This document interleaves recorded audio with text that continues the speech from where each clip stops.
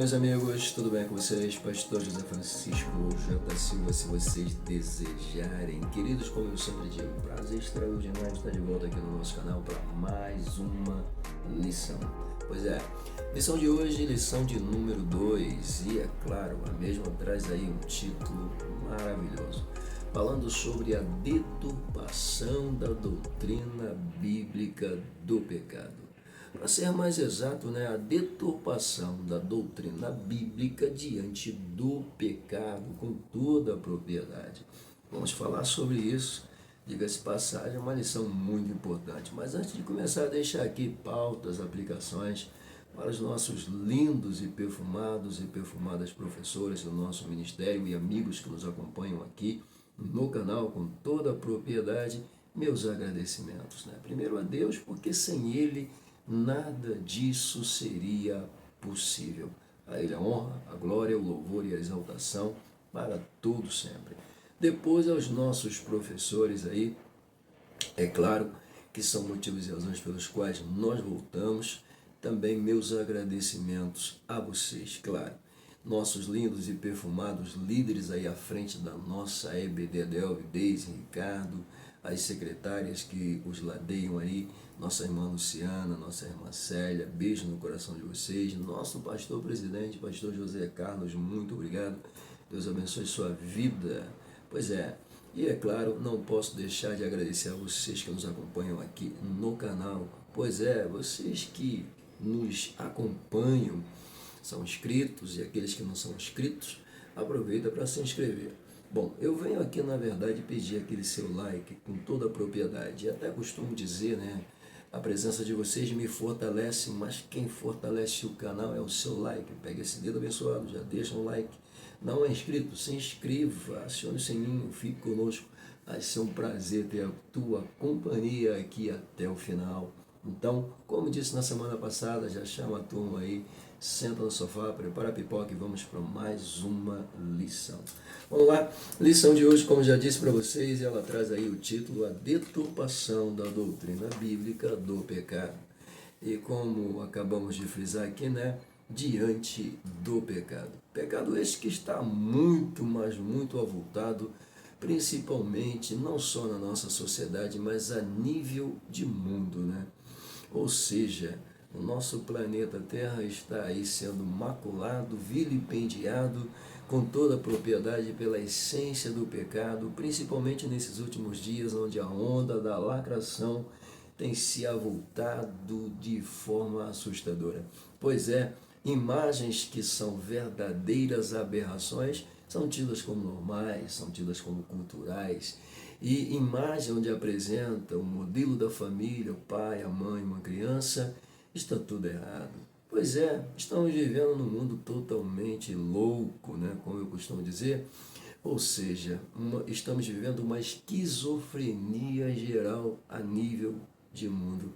Pois é, mas nós precisamos manter a sanidade, precisamos manter a direção, precisamos manter o coração, o olhar fixo nos céus, porque Jesus disse que quando estas coisas começassem a acontecer, próximo estaria a sua volta, a sua vinda, próximo está o arrebatamento da igreja. Então, quanto mais aberrações, quanto mais barbaridades, quanto mais avultamento do pecado, quanto mais o pecado cresce, mais a gente se aproxima do céu.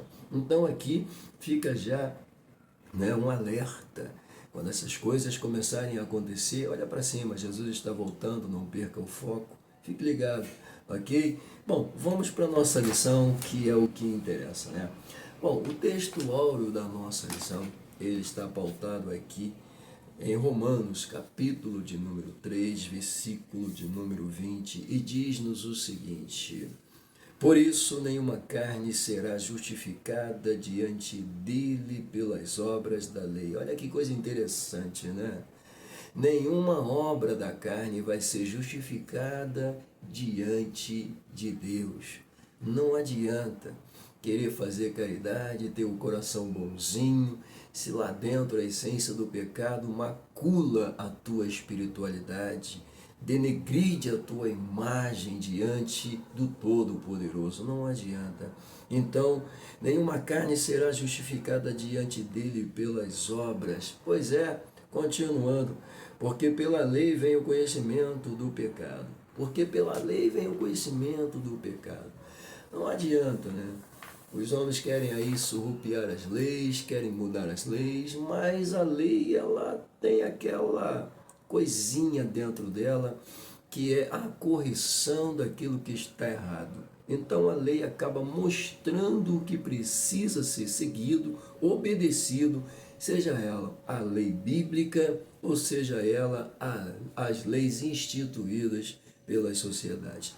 Toda lei tem lá o seu papel, tem lá a sua obrigação. Pois é, e no contexto Bíblia, a lei de Deus para nós é a sua palavra. No Antigo Testamento era a Torá para os judeus, né? Além disso, tinham lá os compêndios dos profetas, né? Os livros sagrados, com toda a propriedade para serem obedecidos. Essa era a lei do Senhor. Mas para nós, servos do Senhor, igreja, tá?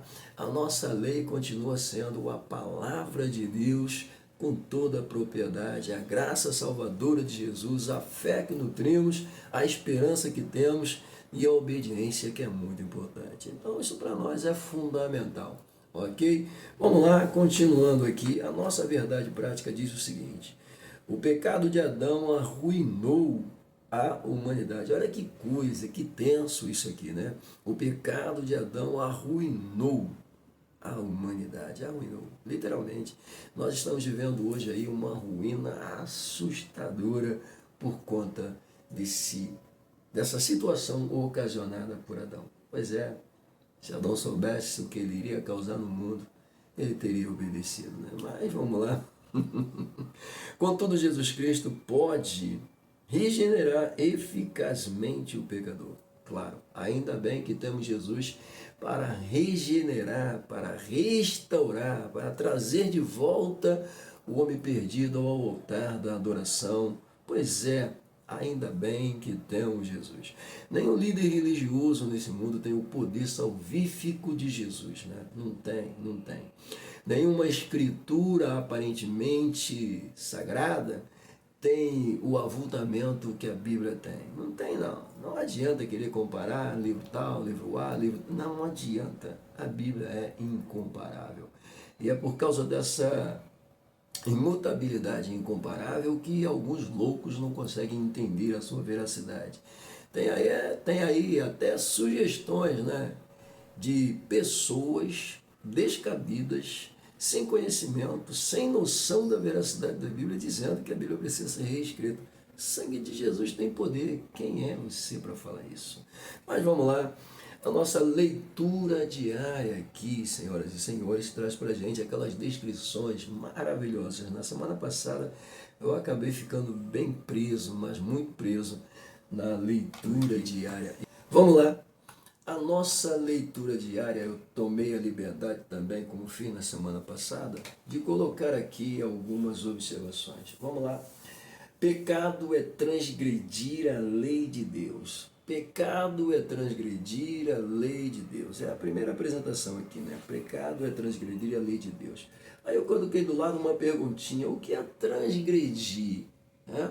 Ou o que é transgressão? Tomamos a liberdade de antecipar o assunto e colocamos ali, sim, transgressão, transgredir, enfim, é a ação, né, de infringir, de ultrapassar o limite de alguma coisa. Violação, infração. Olha só, isso é somente algumas, né, das representações significativas desta palavrinha transgressão. Então percebe-se aqui logo de início o quão essa palavra aqui, né, ela é perigosa, perigosa. Transgredir, infringir, ultrapassar, né, violar, infringir. Que coisa, né? Bom, desta forma, continuando aqui, esse tipo de expressão é o ato de pecar violando os conceitos bíblicos em relação a... Aí a gente vem aqui né? A pureza, olha só, a pureza, degenerando o ser humano, levando aos mais baixos níveis de podridão física e espiritual. Pegou? Isso é muito importante. Bom, continuando aqui dentro dessas apresentações, sim, assim sendo, o pecado é uma transgressão séria. Suma, o pecado é uma transgressão séria. Quer ver Bíblia? 1 João 3, versículo 4. Qualquer que comete pecado, olha só, qualquer que comete pecado também comete iniquidade. Porque o pecado é iniquidade. Que coisa terrível, né? Observe que nós colocamos ali. Assim sendo, o pecado é uma transgressão séria. Perceba que aqui, né, logo no início, quando a gente fala de transgressão, né, infração, violação, dentro do contexto Bíblia, essa expressão ganhou a tonalidade de iniquidade. Vamos falar sobre isso. Mas como o pecado chegou no seio da raça humana? Vamos lá. A segunda descrição ele coloca aqui: o pecado de Adão passou a toda a raça humana. Colocamos ali como o pecado chegou até no seio da raça humana. Uma pergunta, né? A violação do jardim no enredo entre a serpente e Eva, senhoras e senhores, nasceria ali, pois é a primeira transgressão no reino mundo dos homens. Então, depois disto, o pecado de Adão passou a toda a raça humana, conforme Romanos capítulo 5, versículo 12, que é o que ele coloca aqui para a gente. Mas após ver sua criação caída, isso aqui é interessante, né? Mas após ver sua criação caída, o que faz Deus?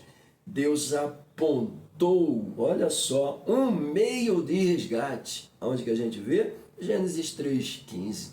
Da semente da mulher haverá de nascer um.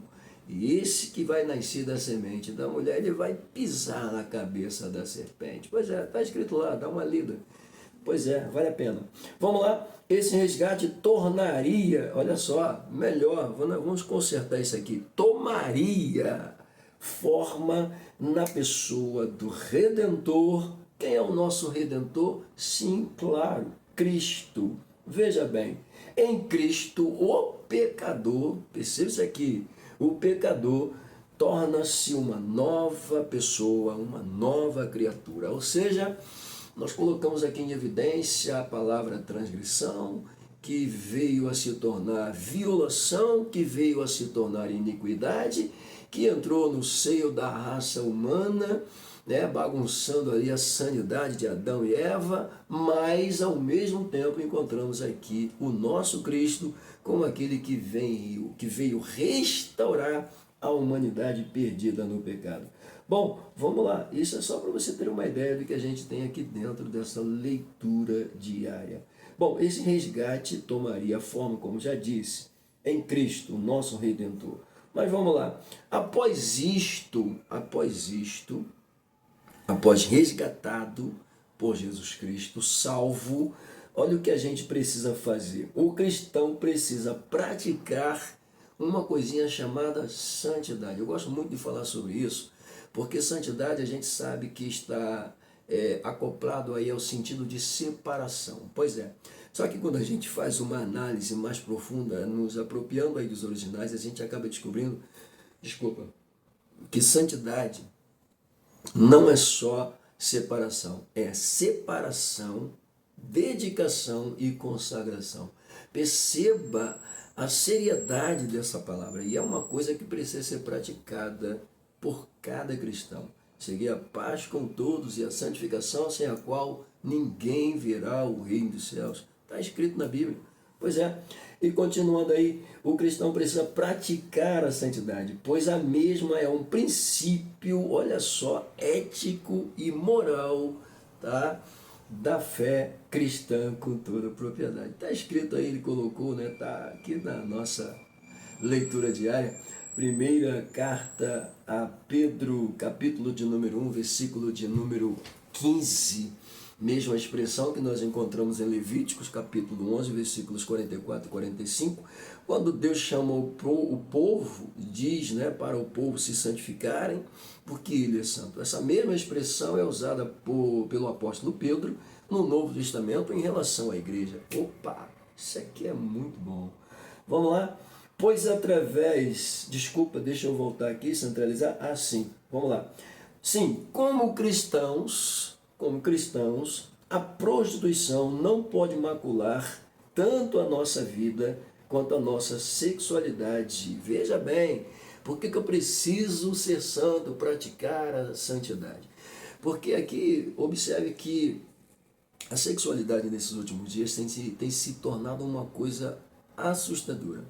Pois é, a violação da sexualidade tem sido uma coisa tosca, doida, né? Fica até meio assim para falar sobre isso, né? Mas eu sei que é importante, a gente tem que falar. Mas é tanta coisa que a gente vê por aí, ó, as opções sexuais, né? Algumas chegam, sabe, causar certa ojeriza, pois é. Mas enfim, a prostituição não pode macular a nossa vida espiritual. Não pode e acaba maculando, né? Só Jesus na causa. Pois através da sexualidade, o mesmo tem um nicho gigante de ataques e brechas. Olha só. Pois através da sexualidade, o mesmo, o pecado, tem um nicho adverso, gigante, grande, de ataques. Pois é, brechas fornecidas faz com que eles se avultem. E nós temos aí nesse mundo brechas após brechas, né? Hoje em dia a sexualidade está tão doida, né, que você não sabe. Tem pessoas que se apresentam como pansexual, como ultrasexual, como não sei o que sexual, como... Ah, meu Deus do céu, é tanta coisa, tanto nome novo, né? Entendeu? Binário, não binário, não sei mais o que. Gente, que é isso? É uma loucura isso, né? É o que eu falo, é uma esquizofrenia, porque não tem lógica. Não faz sentido esse tipo de argumento que as pessoas usam para justificar as suas práticas, por mais levianas que sejam. Não tem, não adianta, não adianta. Tá? Então, através da sexualidade, vê-se um nicho gigante de opções adversas, cada uma mais louca que a outra, né? Meu Deus do céu. Vamos fechar então aqui com a última descrição, tá? Continuando aqui no que eu estava falando, por isso devemos estar atento, vigilante, olha só, em todo o tempo, atento e vigilante em todo o tempo, tá? Afinal de contas, o nosso corpo é visto como morada do Espírito Santo, que é a última descrição aí do sábado. Sim, se o meu corpo é morada, templo do Espírito Santo, eu preciso cuidar dele, eu preciso preservá-lo, eu preciso mantê-lo. E para mantê-lo, eu preciso manter a sanidade. E para manter a sanidade, eu preciso cuidar deste órgão sensível chamado coração, onde rege as emoções e sentimentos. Pois é, então, vamos cuidar, né? Vamos cuidar, porque às vezes, mesmo cuidando, ainda nos tornamos vítimas. Imagina se não cuidar, né? Então, continuando aqui, saindo aí então da nossa leitura diária bastante prévia, bem sucinta, né? Desculpa, bastante expressiva, bastante expressiva. Vamos lá? A nossa leitura bíblica em classe, Romanos, capítulo 3, versículos 9 a 20, tá? Nós temos aqui uma quantidade de versículos muito maior do que tivemos na primeira lição. Então, obviamente, percebe-se que eu não vou ler, eu vou deixar por conta de vocês, tá? Mas só para constar, nós temos aqui dentro dessa leitura algumas observações muito boa, tá? Você, professor, aluno que vai estar assistindo essa lição, não faça como eu, leia, eu já li, tá? Eu não vou ler aqui agora porque eu quero ganhar tempo, mas eu já li ela, tá? Ela tá ótima, merece a sua atenção. Você está estudando, então você vai ter que ler, não tem jeito, tá bom? Mas saindo daí, então, a gente chega dentro dos nossos objetivos. O primeiro deles aqui, expor o ensino bíblico da natureza. Olha só, expor o ensino bíblico da natureza pecaminosa. Segundo, pontuar teologias modernas que derivam olha só, que derivam da deturpação da doutrina bíblica do pecado. Que coisa, né? Teologias modernas, pastor? Tem um monte delas aí. E diga-se de passagem, meu Deus do céu, chega a ser assustador, né? Agora há pouco, aquele pastor que está sendo acusado, está sendo aí apontado, né, praticamente, o nego pedindo a prisão dele, porque ele falou meia dúzia de verdades. Ele não falou mentira, ele falou verdade. Teve até outros pastores aí, ditos pastores, porque eu não considero isso como pastor, se levantando contra ele, e de forma bastante violenta em suas expressões. Que coisa, né? Não está na hora da gente ficar aqui colocando brigas, não, está na hora da gente orar pela nossa nação, pedir a Deus misericórdia pela nossa nação. Eu sei que temos aí alguém que a gente gostaria, que não gostaria de ter, mas infelizmente a gente precisa continuar orando pela nossa nação, porque a gente não sabe, e precisa orar pelo povo, principalmente porque o povo é o que mais sofre, ok? E aí fica essas briguinhas idiotas, né, na internet, via podcasts, via não sei o que, via isso, via aquilo. Pouca vergonha, pouca vergonha. Eu acho que essas pessoas que se dizem pastores, que abrem a boca para falar mal de uma pessoa, né, de um homem de Deus, que está aí divulgando verdades, pelo amor de Deus, né? Pede para sair, vai para casa. Não alopra não, não estraga o coreto não. Porque a gente disse aqui na semana passada e volta a dizer, não temos que passar a mão no pecado de ninguém não. O problema é que muita gente quer cobrir as coisas, passar a mãozinha, não é assim não. Até parece que Deus está passando a mão por cima do pecado de alguém. Até parece que Deus está dando, Deus está dando corda, tá. Quando ele puxar, não reclama não. Tá bom? Mas deixa eu voltar para cá, porque esse negócio revolta um pouquinho, sabe? Número 3, mostrar as consequências da normalização do pecado. Olha aí. As consequências da normalização do pecado. Eu ouvi, né? A pessoa que autorizou a festa da carne se arrependeu depois, né? Pois é. Bom, se é lenda, se é fato, se é mito, não sei. Mas tu acha que não?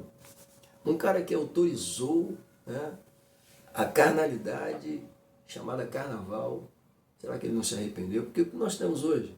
Nós temos aí uma carnalidade não só no carnaval, mas todos os dias do ano. Pois é, mas deixa eu voltar para cá, está cada vez pior essas coisas, né? Cada vez pior. Pois é. Então, saindo aqui da nossa introdução, a gente chega dentro do primeiro tópico da lição. E o primeiro tópico traz para a gente a seguinte expressão: o ensino bíblico da natureza pecaminosa. Nos seus pontos de abordagem, o número 1 vai falar sobre a definição do pecado. O número 2 vai falar sobre a universalidade do pecado. E o terceiro vai frisar aí a corrupção total. Pois é, são os nossos pontos de abordagem. Voltando ao primeiro, ele começa dizendo que dentre os termos, tá, para pecado, destaca-se o substantivo hebraico kata'á, ou katar, né, que significa errar o alvo. Pois é, olha só, o termo hebraico katar significa errar o alvo. É um dos termos usados, ok? Porém, ele nos apresenta aí o segundo, proveniente da raiz grega, que é amartia.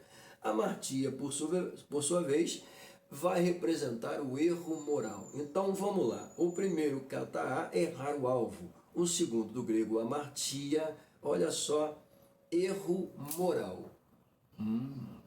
Então, utilizando-se dessas duas expressões com toda a propriedade, o autor chega e define de acordo com a Bíblia. A Bíblia define pecado como transgressão. E já até falamos sobre isso, né? Transgredir é violar, é usufruir. Olha só, com toda a propriedade, deixa eu voltar aqui para mostrar, vamos lá. O que é transgredir? Infringir, ultrapassar o limite de alguma coisa, violação, infração. Pois é, infringir a lei é isso, é pecar contra aquilo que é verdadeiro, aquilo que é correto, ok? Muito bem. Continuando aqui, a Bíblia chama o pecado de transgressão. Continuando, vamos lá. A palavra abrange não apenas errar o alvo, mas deliberadamente acertar o alvo errado. Olha o que o autor está sendo bem sucinto aqui, né? A palavra transgressão, pecado, errar o alvo, tá? Ou erro moral. Vamos lá, vamos lá. Ele diz aqui o seguinte: não abrange apenas errar o alvo, tá? Mas deliberadamente acertar o alvo errado. É o que está acontecendo hoje em dia com toda a propriedade. Trata-se de rebelião e desobediência contra Deus e sua palavra, errar o alvo, né? Os supostos erros morais cometidos a todos os instantes por uma massa delirante, esquizofrênica que ama e adora o pecado, que se agarra no pecado, pois é. E, diga-se passagem, dentro do meio também existe aqueles que estão aí saindo, né, das suas roupagens de santinho, de santo, para se lançarem nesse mundo de loucura e querem justificar suas práticas mais loucas e pecaminosas como se Deus estivesse aprovando. Pois é, que é isso? Estão errando o alvo verdadeiro, acertando o alvo errado de forma deliberada, por vontade própria. Misericórdia. Isso é o que? Desobediência. Isso é o que? Rebelião. Pois é, contra quem? Contra Deus e contra a sua palavra. A Bíblia precisa ser reescrita. Sai pra lá, vai falar besteira lá no quinto dos infernos. Falei. Vamos lá. Pelo amor de Deus, cada uma que a gente vê. Além disso, o pecado afasta o homem de Deus. Bom, essas pessoas já estão afastadas de Deus. E nós que temos, né, aqui o papel de cuidar, zelar para não errar o alvo também, e não ter a nossa moral deliberadamente destruída, então precisamos conservar a sanidade. Para quê, pastor? Para não pecar diante de Deus e nos afastarmos dele. Porque quem se afasta de Deus, misericórdia. E olha o que o autor coloca aqui para gente. Além disso, o pecado afasta o homem de Deus, fazendo-o pecar contra o próximo. Misericórdia. Que o Senhor nos perdoe. Se porventura eu cometi algum erro desse, que o Senhor me perdoe, pelo amor de Deus, de fazer meu irmão pecar. Misericórdia, que o Senhor tenha misericórdia da minha alma, não é da tua não. A sua você pede. Misericórdia, o negócio é sério, pelo amor de Deus. E por se omitirem fazer o bem, diz o autor. Bom, estamos quase fechando aqui esse primeiro ponto. Veja o que ele diz aqui. Portanto, o pecado é a condição do homem não regenerado e só pode ser expelido o pecado por meio do novo nascimento. Só pode sair o pecado, só pode ser eliminado o pecado só pode sair por meio de Cristo, por meio da regeneração, por meio da obra vicária do Cristo Redentor, com toda a evidência. É a única forma do homem ser regenerado é por meio de Cristo, não tem jeito. Tá? E para fechar o pacote, ele coloca aqui essa reconciliação do homem com Deus, só é possível, fechando, como disse, por meio do Cristo. Pegou? Número 2, a universalidade, essa é um pouquinho menor, eu acredito que a gente vai demorar menos tempo. Ele começa dizendo aqui que o ser humano ele foi criado sem pecado. Sim, foi. Foi criado sem pecado, foi criado em um estado de inocência, foi. Foi criado em um estado perfeito, pastor? Foi. Dotado de livre-arbítrio? Sim, foi. Tudo isso a gente vê no princípio da criação de Adão. Pois é, Deus criou ele na inocência, na pureza, perfeito. Que coisa, né? Pelo amor de Deus. Porém, esse primeiro homem, Adão, escolheu desobedecer por sua própria conta. Pois é. E o que aconteceu? A sua queda, infelizmente, corrompeu toda a humanidade. O seu lapso, o seu erro, a sua iniquidade, deliberadamente de vontade própria, bagunçou o coreto da humanidade. E hoje nós sofremos por causa disso. Mas graças a Deus que por meio de um Adão, onde entrou o pecado, o nosso Adão espiritual, Cristo, trouxe a solução, a regeneração, uma oportunidade dos perdidos, afastados, voltarem novamente para o altar da sanidade. Glória a Deus por isso. Vamos lá, continuando aqui. Em consequência disso, todo ser humano está debaixo da escravidão. Está debaixo da escravidão, sim, do pecado e da condenação, com toda a propriedade. E não adianta aqui querer passar a mão em cima do pecado, porque a Bíblia declara com toda a propriedade, e eu não posso deixar de falar em hipótese alguma, o salário do pecado é a morte. Está escrito. Não estou mandando ninguém morrer, não. Está escrito, o salário do pecado. Quer continuar no pecado? Que morte é essa? Física? Não, é espiritual, querido. É espiritual. Ok? E além de ser espiritual, é aquela morte eterna, fogo eterno, que é pior ainda. Pois é, não tem jeito. Não adianta acender velinha, vela preta, vela branca, vela de 7 dias. Não adianta nada disso.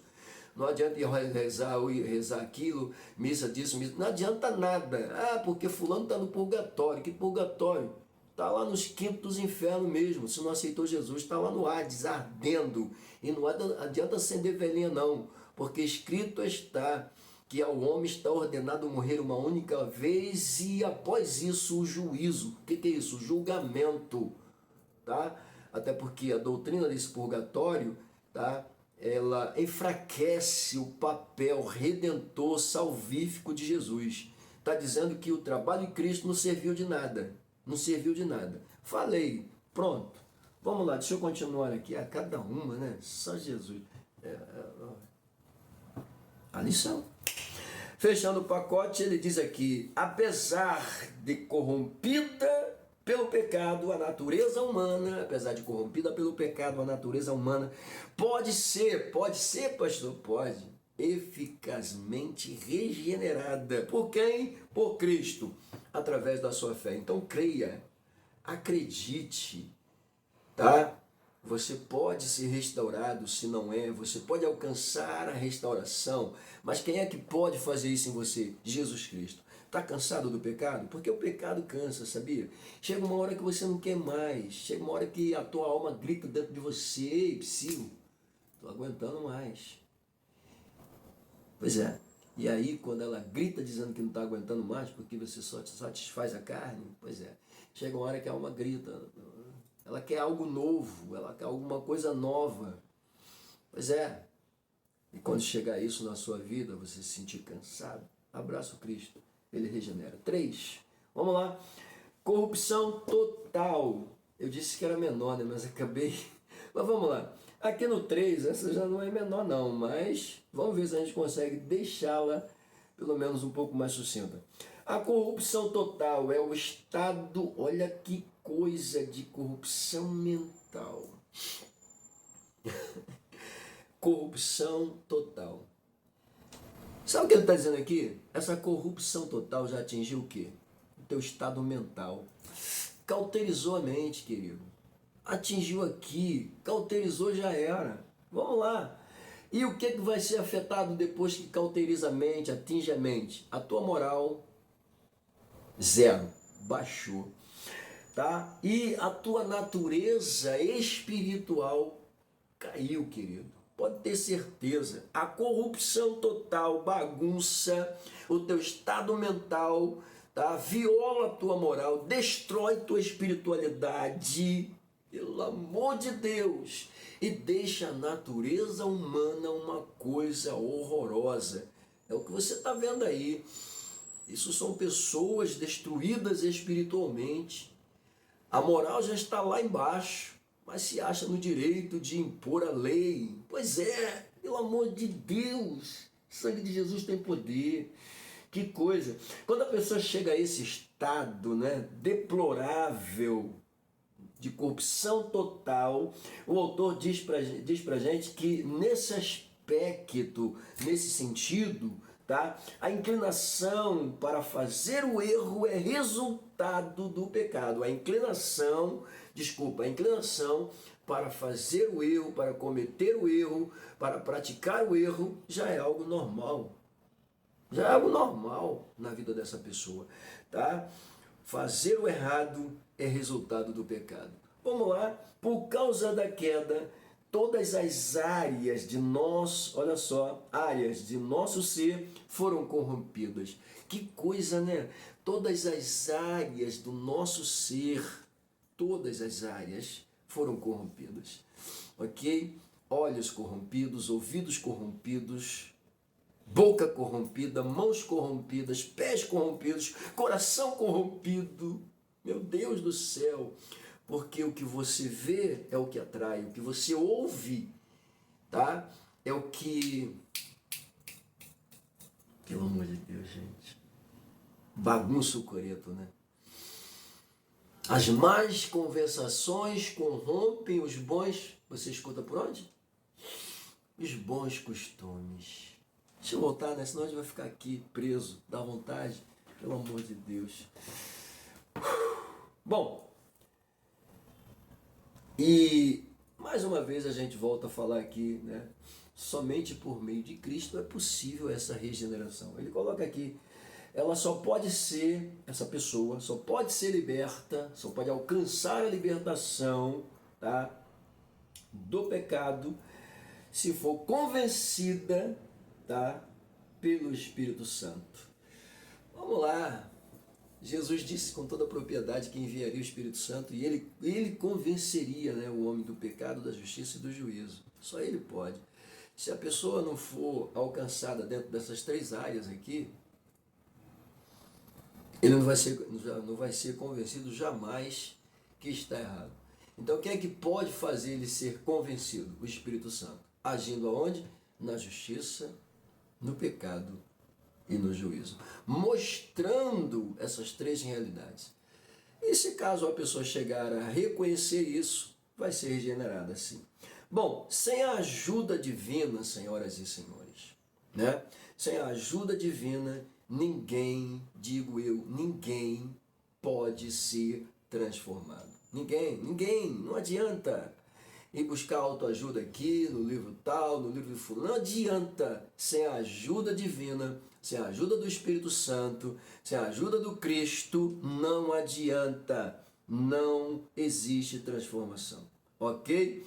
Mas se eu aceitar o meu erro e aceitar ser convencido, aí sim eu vou ser transformado, ok? Muito bem. Ele continua dizendo, ou seja, o livre-arbítrio precisa ser divinamente restaurado, ok? Vamos lá. O livre-arbítrio, o direito de escolha, precisa ser restaurado nessa pessoa. Por quê? Porque automaticamente uma pessoa que já foi corrompida totalmente, né, já se entregou totalmente ao pecado, ele acha que está livre, porque ele tem liberdade de fazer o que ele quer em relação ao pecado. Mas na verdade ele não está livre, ele está preso, ele está aprisionado, ele é cativo do pecado. E como eu disse, chega uma hora que essa prisão acaba ocasionando uma certa ojeriza em você mesmo, e você anseia por liberdade, porque quem está preso quer ser livre, e o pecado ele é uma prisão avassaladora, ok? Bom, e como é que eu saio dessa prisão? Aceitando ser convencido, tá? Me convencendo de que a minha justiça não é capaz de fazer o que a justiça de Deus pode por mim. Me convencendo de que o pecado é o salário do pecado que vai me levar à morte. Me convencendo de que eu só serei livre do juízo eterno se aceitar o favor, a graça e a misericórdia que me é oferecida, me dada sem eu merecer. Pois é, isso é tremendo. Pois é. Bom, terminando então essa parte aqui, só para a gente concluir, tá? A capacidade de arrepender-se é importante na vida desse pecador, tá? E reconhecer que depois que convencido pelo Espírito Santo, ele pode literalmente vivenciar uma libertação, tá? Ocasionada em sua vida pela misericórdia do Cristo, ok? Porque Jesus é quem nos liberta com toda a propriedade, tá bom? Bom, o pecado macula, fechando aqui o pacote, o pecado macula, o pecado ele denegride a criatura, tá? E faz com que essa criatura venha distorcer a verdade, tá? Para não se achar culpada. É o que nós estamos vendo aí, né?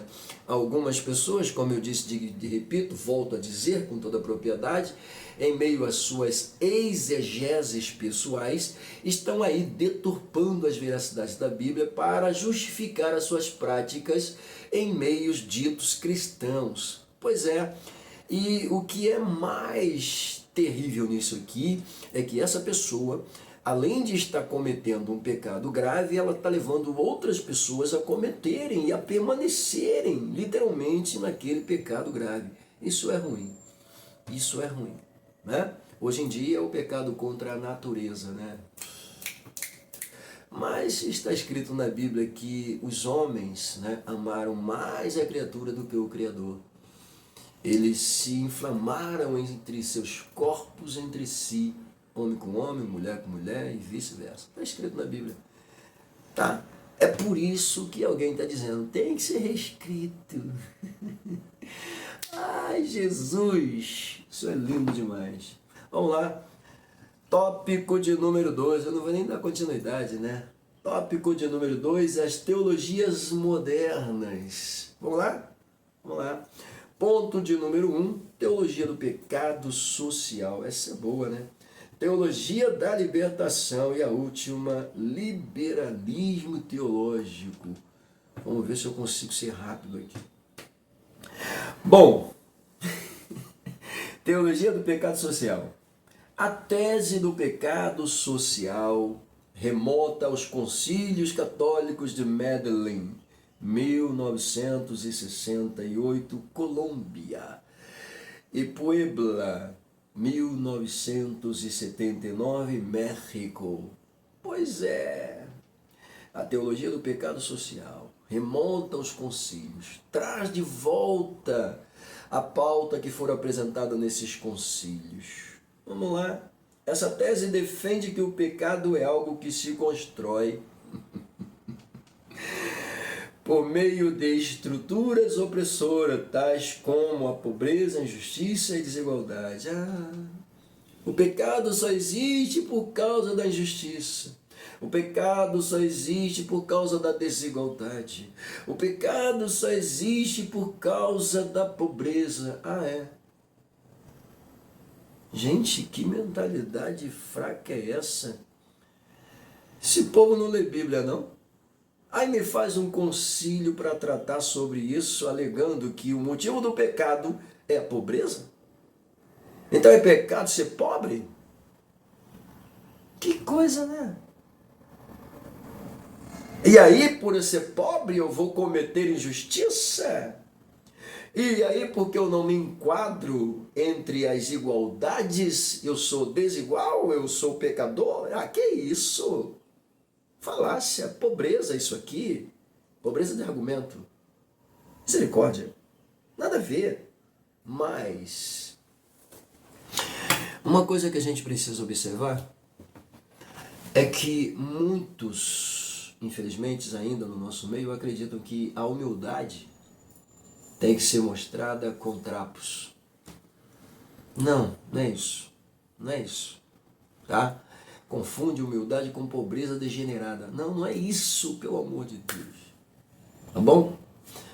Então isso aqui não tem nada a ver com o que ele está dizendo. Dessa maneira, a redenção do pecado não pode ser... não se restringe...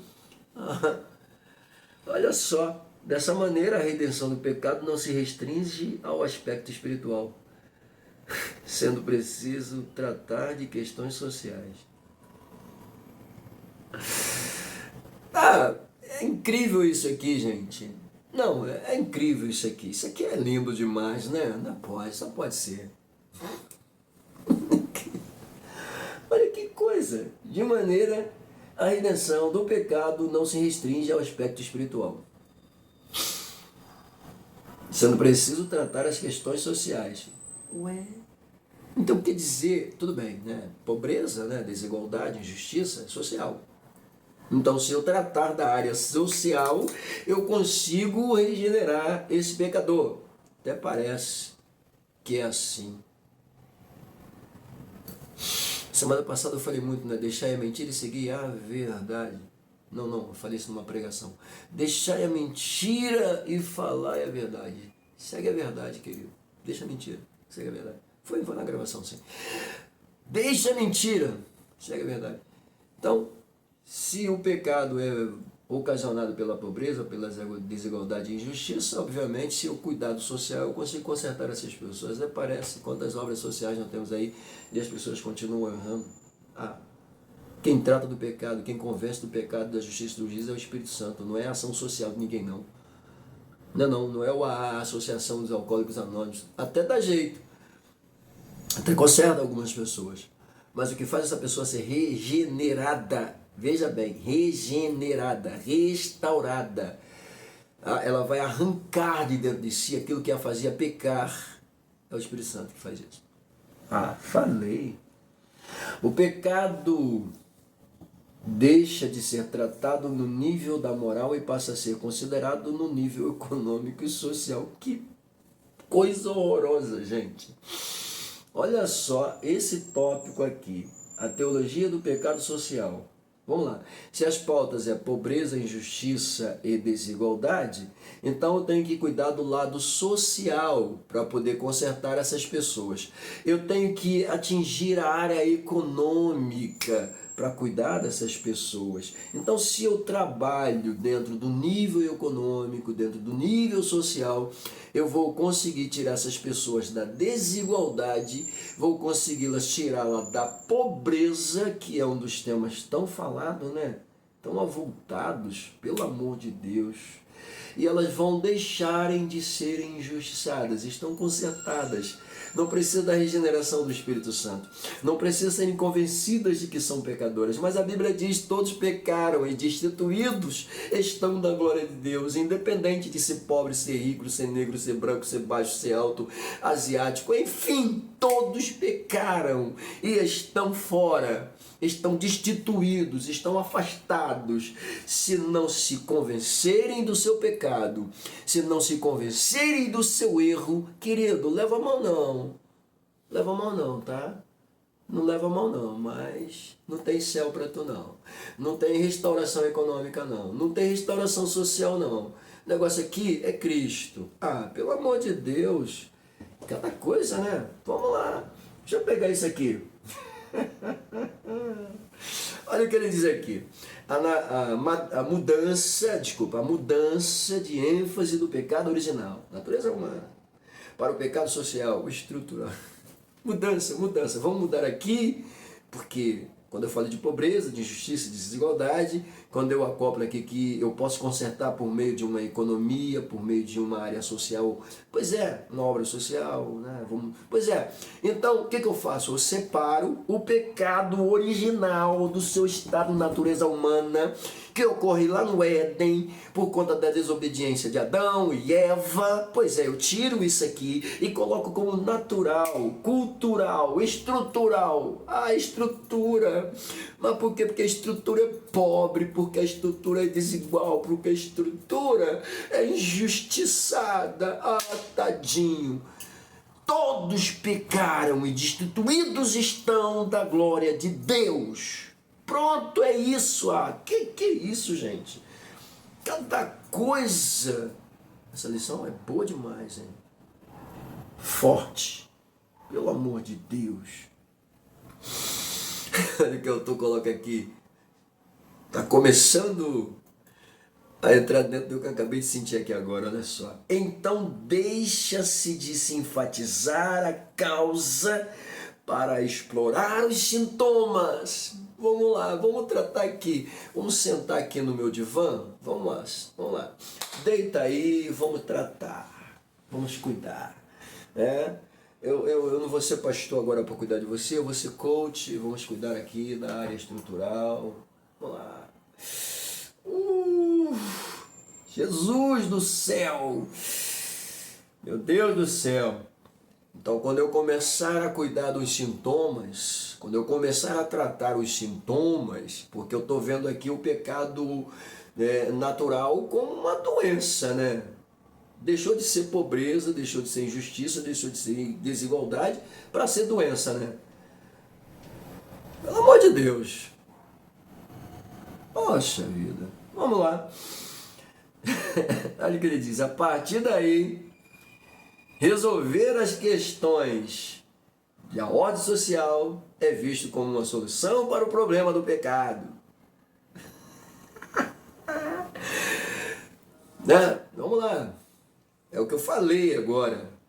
Se eu cuido, né? Se eu envolvo a parte econômica, trabalho na parte social,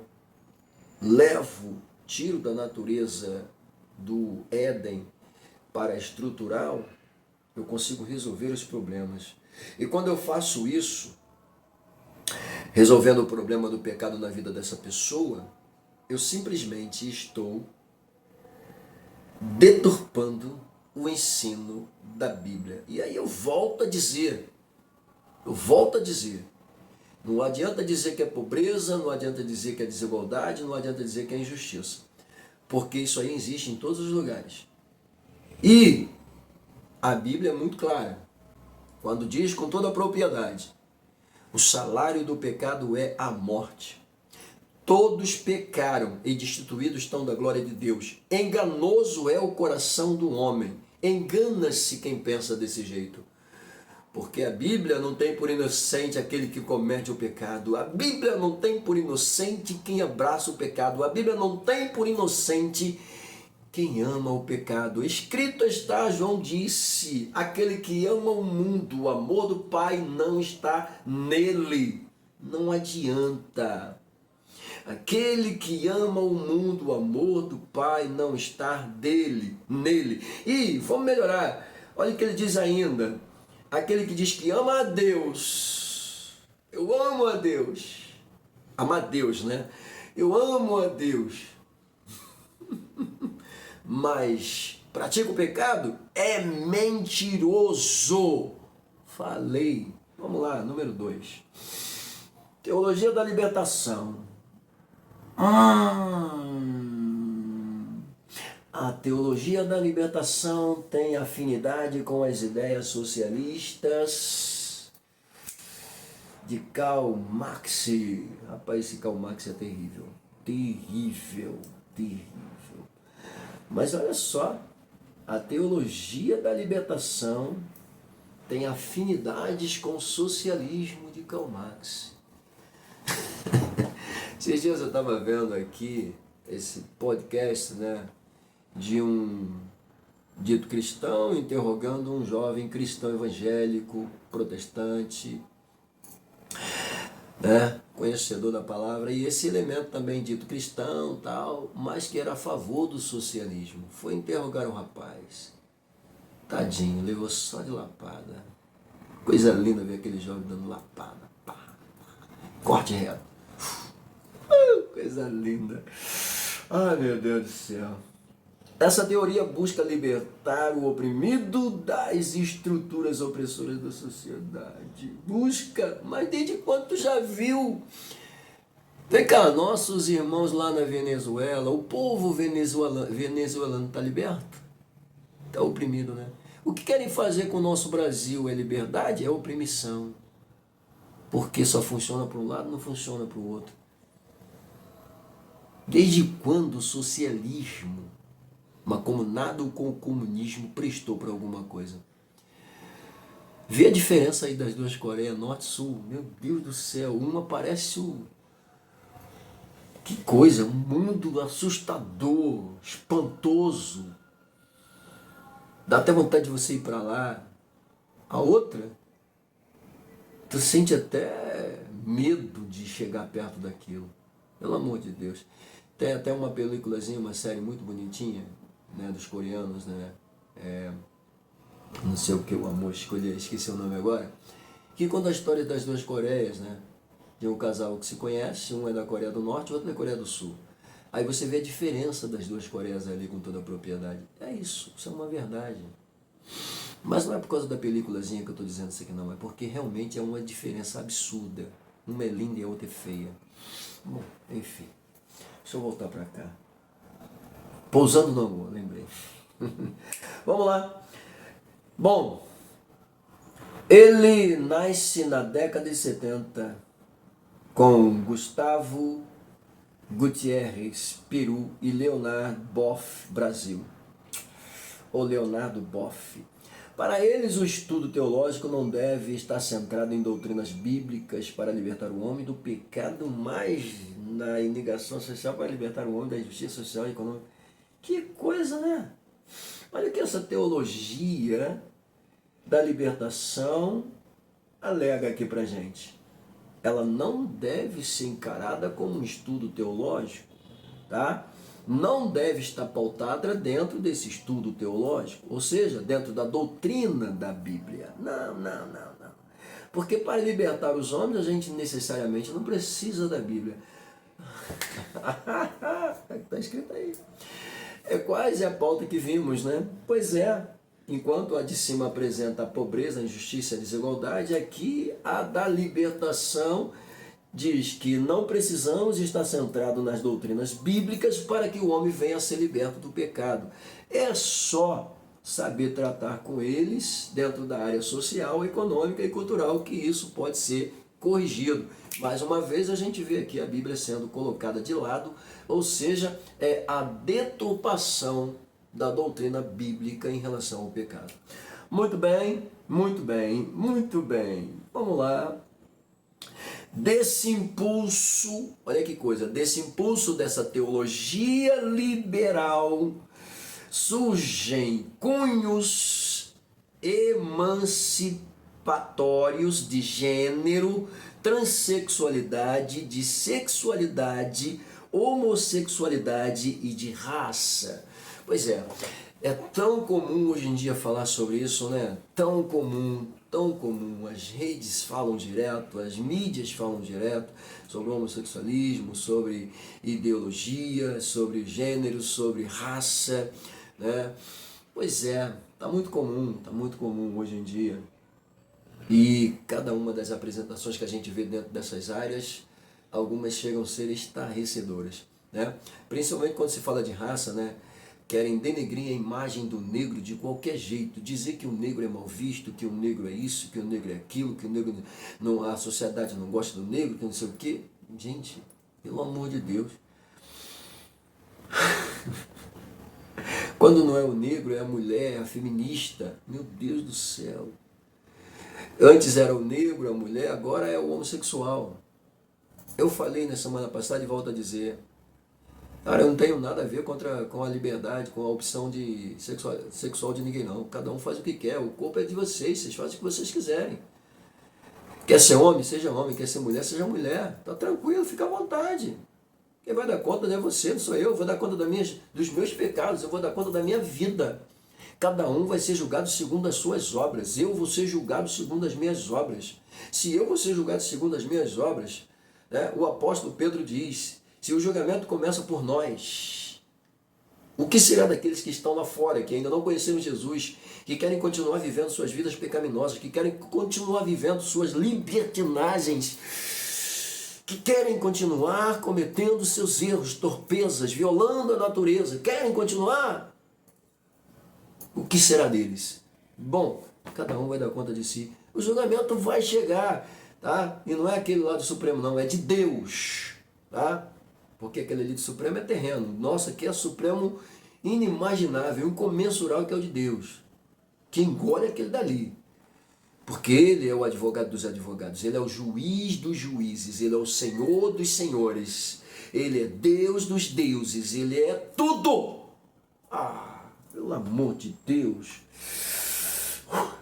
Deixa eu voltar para cá. Uma de suas vertentes é a teologia da missão integral.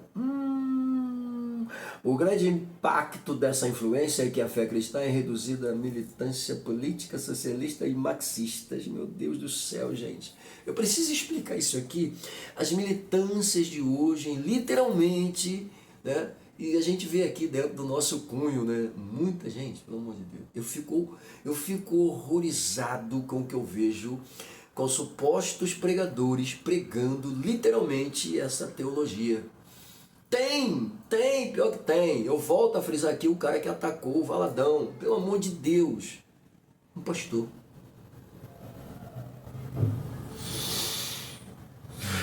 Misericórdia. Deixa eu voltar pra cá. Gente, pelo amor de Deus. Meu Deus. Reduzir a fé cristã por causa dessas militâncias políticas, socialistas e marxistas. Você não pode mais pregar, né? Não pode mais ensinar nas escolas sobre religião. Foi abolido isso. Ou querem abolir. Pois é. Mas pode ensinar, né, sobre ideologia de gênero, né? Pode pegar aquela cartilhazinha lá e ensinar para a criança, pois é, aqueles atos obscenos da sexualidade, ou seja, deturpando a mente da criança antecipadamente, sem deixar ela o direito de ser criança e aprender o que de fato tem que aprender. Eu disse, digo e repito, educação começa em casa, não começa na escola. Pois é, começa em casa. Mas aí a gente elimina o direito da paternidade, os pais passam a ser apenas genitores. E aí nós temos o direito de implantar um conceito na mentalidade dessas crianças. Pois é. E aí com essas séries, filmes e desenhos pecaminosos, onde a gente vê aí, né? Tu é o quê? O burrinho se apresentando, o boizinho lá, sei lá, se apresentando como não binário.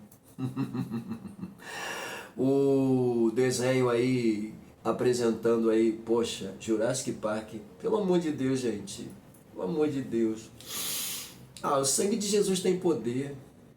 Pegando os heróis, bagunçando os heróizinhos que a gente curtia quando era criança. Agora são heróis transviados. Pelo amor de Deus, gente. Vamos respeitar Isso é imposição. Isso não é respeito, não. Entendeu? Jesus.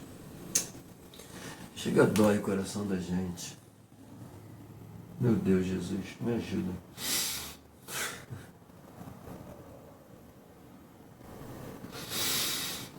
Então transforma-se o Evangelho em inconformismo, cristicismo e assistencialismo.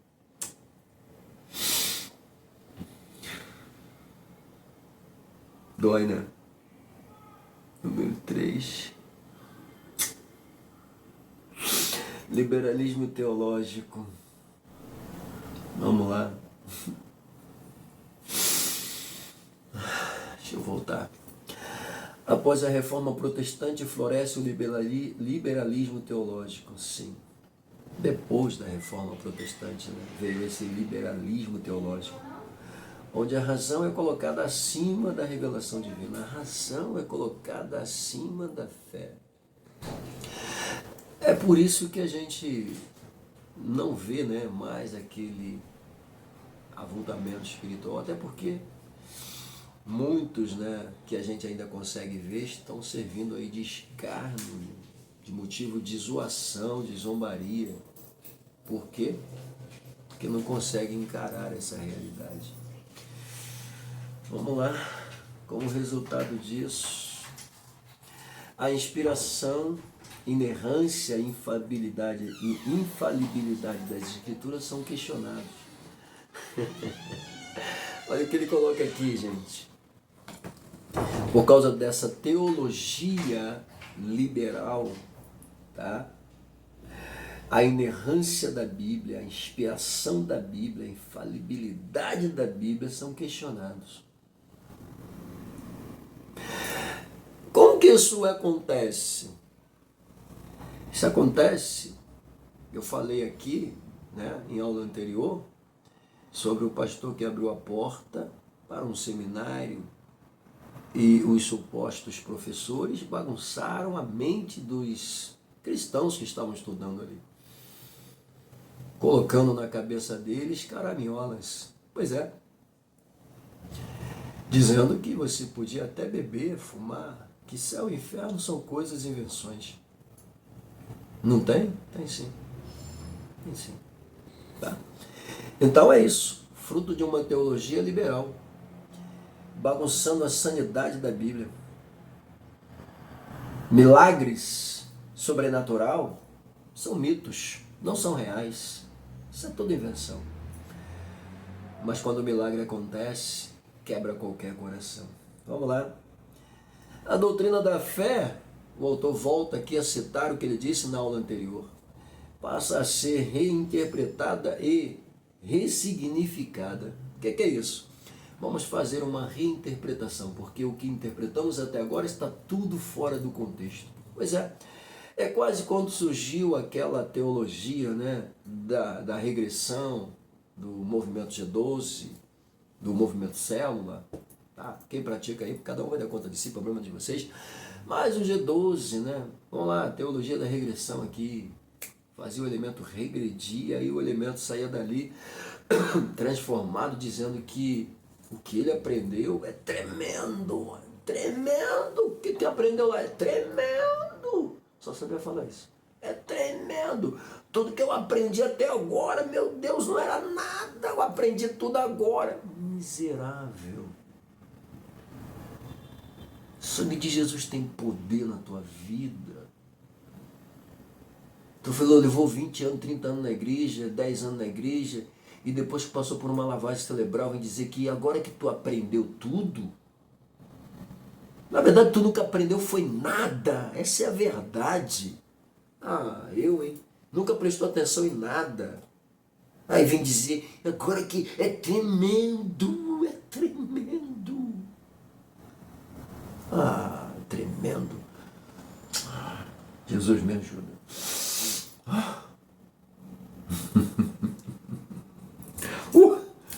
Vamos lá. Troca-se a mensagem da salvação de arrependimento, confissão de pecado e mudança de caráter por uma visão progressista, enfatiza a transformação social pelo paradigma do batismo. Não. Ué, a teologia coach é o quê? É o quê? É o quê? Não, é Bíblia. Bíblia é onde? Eu estou pagando mesmo. Estou pagando para ser tratado. A Bíblia eu não pago nada não.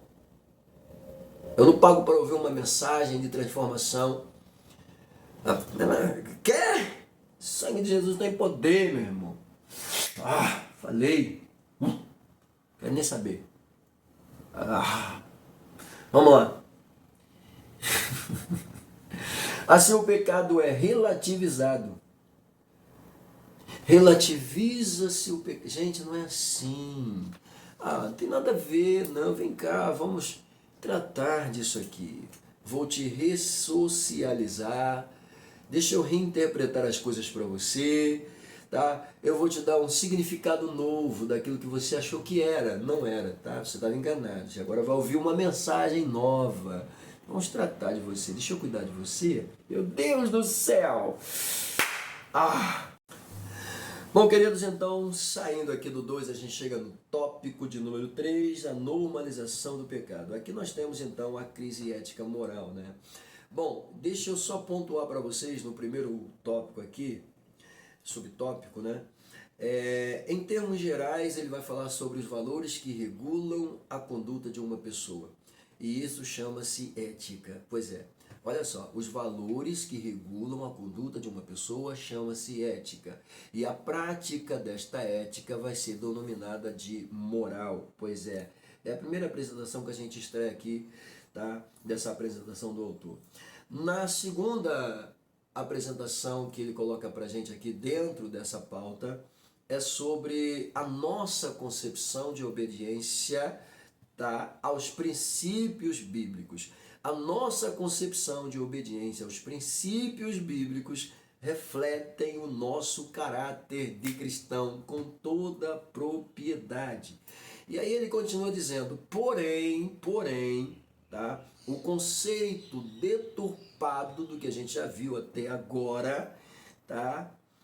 E relativizado, porque a teologia da liberalidade ela costuma relativizar as coisas. tirar a Bíblia de sua totalidade e tratar com o social. Pois bem, tá? Relativizado do pecado resulta em desvio do caráter. Olha só, desvio do caráter. Deixa eu dar uma olhada nisso com muita calma, tá? Os nossos princípios bíblicos mostram o meu caráter de cristão. E aí, quando eu olho para a conduta deturpada e relativizada do pecado, que está acontecendo hoje em voga com toda a propriedade, o que isso gera? Cristãos problemáticos, cristãos desviados, cristãos que ainda se dizem estar na igreja, mas os seus comportamentos são totalmente diferenciados, são mudados? Pois é. E alguns ousam até dizer que foram libertos da opressão, porque agora ele consegue enxergar, né? Pois é, coisa de doido isso aqui, de louco. Bom, um outro ponto observável aqui também, tá? Eu posso até colocar como terceiro ponto, né? Desse modo, a sociedade deixa de ser eticamente sólida e se torna, olha só, se torna moralmente desajustada. Meu Deus do céu, essa é uma pauta que, né, a teoria marxista vivendo hoje a nossa atualidade tenta colocar na cabeça das pessoas. Pois é. Bom, dessa crise de integridade desajustada, tá? Irrompe ações incompatíveis à fé bíblica. Por que você saiu do cristianismo? Porque não estava mais me preenchendo, né? Então eu resolvi sair. Então eu acabei sendo liberto, né? Na verdade, eu já estava sendo desajustado há muito tempo, só que eu não reconhecia, né? Na verdade, eu nunca fui crente de verdade, só que eu estava ali, né, só para tentar esconder o que eu sou. Pois é. E eu acabei descobrindo que não teve jeito, e aí eu boto a culpa na igreja, eu boto a culpa nos pastores, eu boto a culpa em todo mundo e fico livre, a sociedade me abraça e tá tudo certo, né? Senão, no dia do julgamento final, tu vai dar conta do que você está fazendo. Bom, temas progressistas violam a ética? Claro que sim, é o que mais a gente está vendo aí, né? A moral bíblica, querem denegrir a nossa imagem, mas vamos lá. Temas progressistas violam a ética e a moral bíblica e passam a ser normalizadas, tais como imoralidade sexual, aborto, uso de drogas ilícitas. Imoralidade sexual.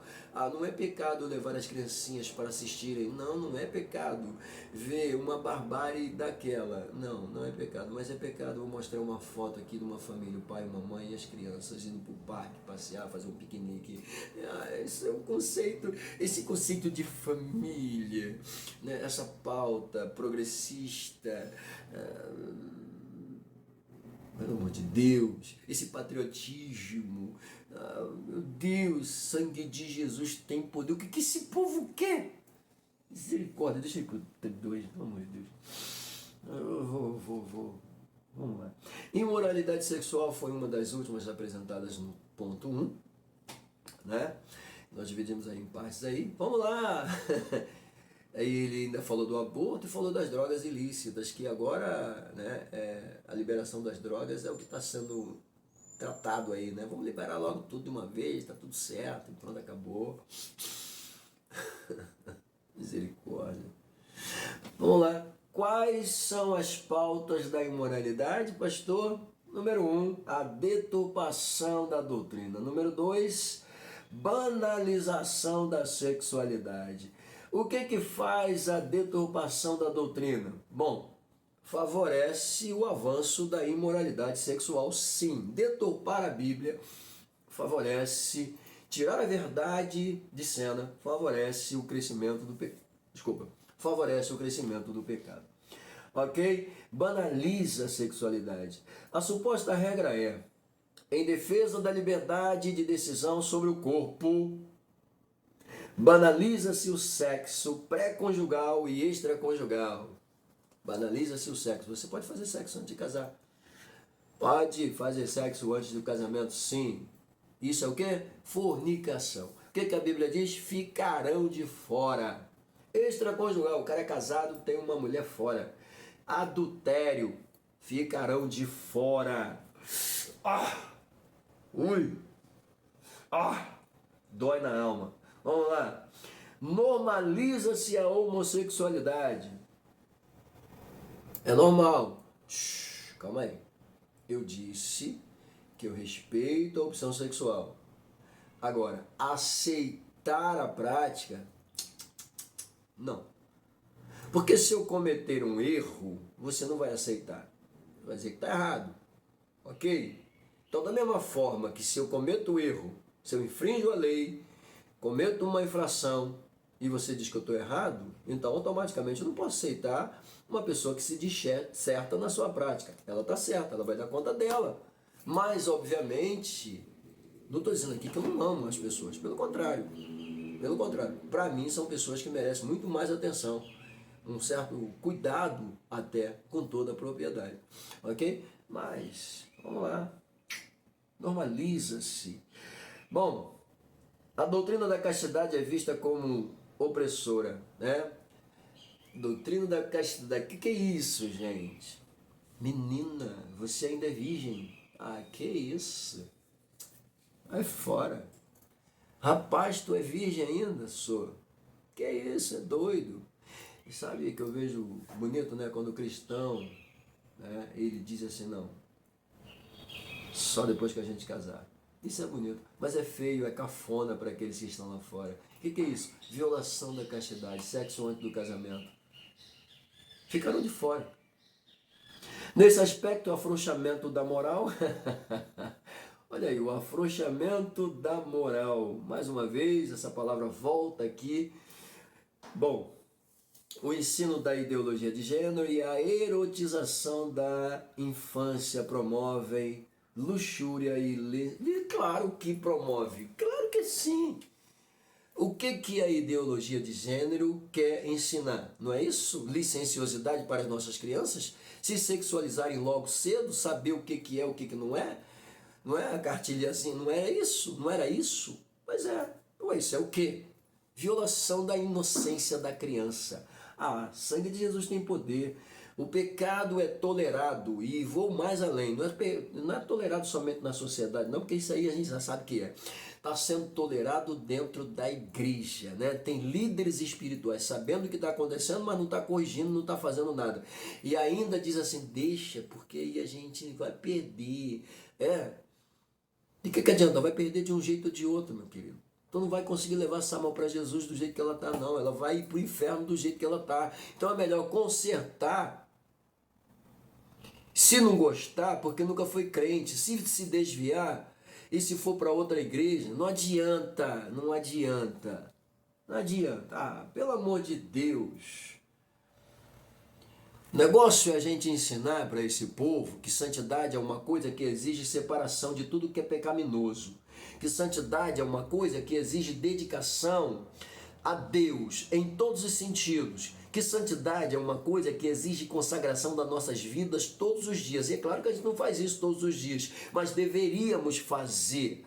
Ah, pelo amor de Deus. Pastor, se eu quiser praticar consagração todos os dias, como é que eu faço? Acorda, faz a tua oração, lê a Bíblia, tá? Lê uma parte da Bíblia, faz um devocional, aí sim, você já fez a sua consagração, tá? E está se cuidando, está se tratando, tá? Isso é muito importante. Nós temos até uma pauta que a gente dá com muita propriedade sobre estudo, tá? Formas de ler a Bíblia. Como é que eu leio a Bíblia? Tem um estudo devocional com toda a propriedade, tem o estudo que você utiliza-se da exegese para extrair o que está dentro da Bíblia. E aí, é claro, depois você utiliza-se da hermenêutica para interpretar aquilo e, é claro, da homilética para fazer uma aplicação para você ou para alguém que precisa. Enfim, então, estuda-se dessa forma, obtendo-se por meio da exegese, por meio devocional. Pois é, isso é muito importante, e por meio de uma leitura didática também. Quando eu faço uma leitura didática, eu estou dizendo para a Bíblia que eu quero aprender. Eu estou dizendo para ela que eu preciso, eu necessito aprender, eu quero aprender. Quando eu faço o devocional, eu estou dizendo que eu tenho intimidade com ela, que eu preciso dela. Ou seja, eu utilizo o devocional, que é importante. E é o devocional que acaba me levando ao caminho de uma consagração diária, constante. Tá? Isso é muito importante, pelo amor de Deus. Ai, Jesus, eu te adoro. Número 3, olha só, eu tenho que ler isso aqui devagar. Dessacralização da vida. Bom, hoje usa-se um termo muito comum, lacração. E o que esta palavra realmente quer dizer, pastor? O que ela realmente quer mostrar? Bom, lacrar dá-nos a ideia de impedir, deter, fazer parar literalmente. Quando eu lacro algo, eu estou dizendo que aquilo ali é inviolável, você não pode mexer, está lacrado. Pois é. Então a teoria da lacração hoje, muito difundida, muito vista em tudo quanto é pautas da nossa sociedade, né? Eu entrei e falei aqui sobre filme, desenhos e séries. Pois é, as séries estão cheias de lacrações, os desenhos estão cheios de lacrações. Filmes aí sendo lançados cheios de lacrações. Pois é, pois é. Eu fui ver Os Eternos, filme bom, legal, mas eu fiquei triste com o que eu vi ali. É lacração aquilo. O filme do Thor é uma coisa horrorosa, não recomendo aquele filme para ninguém. Tanto é que o próprio autor não quer nem mais fazer Thor na vida dele, porque banalizaram o Thor, deixaram o Thor bobão, brincalhão. E o que é pior, nós temos um Zeus na cúpula dos deuses, né, convocando os deuses para uma orgia. E deixa o Thor nu perante todos os deuses ali presentes, dizendo que ele não está convidado para a orgia por causa da sua forma de agir. Coisa horrorosa, né? Coisa horrorosa. Coisa horrorosa. Sangue de Jesus tem poder. Que é isso, gente? Isso não é normal nem aqui nem na China. Pelo amor de Deus. Sangue de Jesus tem poder. Então não recomendo ver essa porcaria não. E eu lançar aí Capitã Marvel, também não recomendo ver essa porcaria não, porque vão colocar ali ela num estado horroroso, tá? Tanto é que nem divulgam. Nem deu certo. Entendeu? Eu acho que as pessoas pensam que por lacrarem dessa forma, né, o mundo vai ter que aceitar, vai ter que engolir, e os cinemas vão encher, as pessoas vão gostar, vão aplaudir. Vai não, gente. Vai não. Vai não. Os atores colocando lá suas roupinhas, né, sexyzinha lá, mostrando roupa de mulher, roupa feita para mulher. Roupa feita para mulher. Se você escolheu seu gênero ser mulher, esse problema é teu. Você usa o que você quiser. Mas homens, atores que estão fora da mídia, porque durante aquele tempo aí ficaram fora da mídia e descobriram que o povo não gostava deles, pois é, querem lacrar de qualquer jeito, mostrando aí suas... Ah, sai fora, sangue de Jesus tem poder. Ah, hein? Já tô falando. Coisa muito séria, gente. Mas deixa eu continuar aqui. Bom, assim os lacradores com suas ideias e devaneios tendem a deter o avanço da verdade, impondo as regras da normalização do que é errado, do que é banal, do que é impuro, do que é irreal. Pegou? Pois é, usa isso aí. Porém, o que a Bíblia diz a respeito disso, pastor? A Bíblia diz o seguinte, e o autor também nos ajuda. As Escrituras ensinam que a vida humana é sagrada. A vida humana é sagrada porque tem sua origem em Deus. Não tem sua origem no evolucionismo macacoide. Não tem, não. Não tem seu surgimento dentro do antropocentrismo. O homem surgiu sozinho no universo. Então ele é Deus, né? Porque é isso que o satanismo ensina. Você é Deus.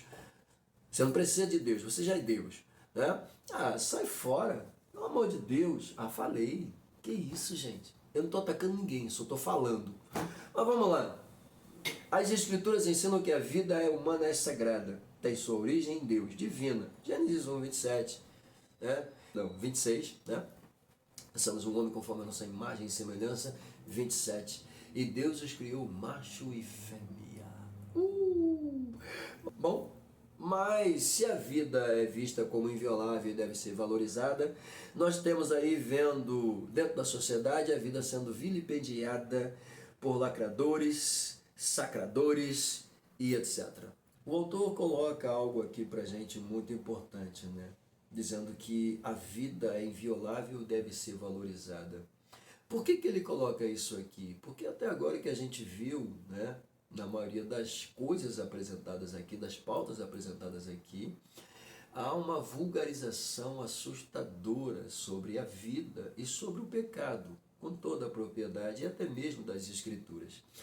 Tá? Não obstante, o que isto acarreta? Eles acabam vilipendiando a vida do ser humano, tá? E quem é que faz isso? Os lacradores, tá? Os sacradores, literalmente. Ele até fala sobre o cuidado do corpo aqui, dizendo que o corpo deve ser cuidado, deve ser alimentado e preservado. Por que que ele fala isso?